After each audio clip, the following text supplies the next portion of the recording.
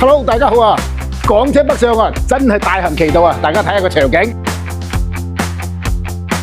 後生仔嘅玩具啊 ，EG6呢架車咧嚟咗2次噶啦，今次咧就整爛氣同埋換呢啲膠條嘅啫啊！呢架咧基本上完工咗啦。呢架雷克薩斯8萬豪車啊，10年前咁啊整波箱啦啊，同埋整爛氣嘅嚇。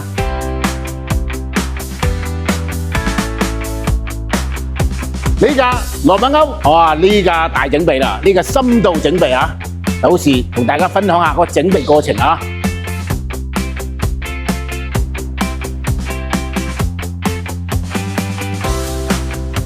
呢架7座咧，咁就係撞咗少部分嘅地方，4個地方補漆，同埋咧換機油保養嘅。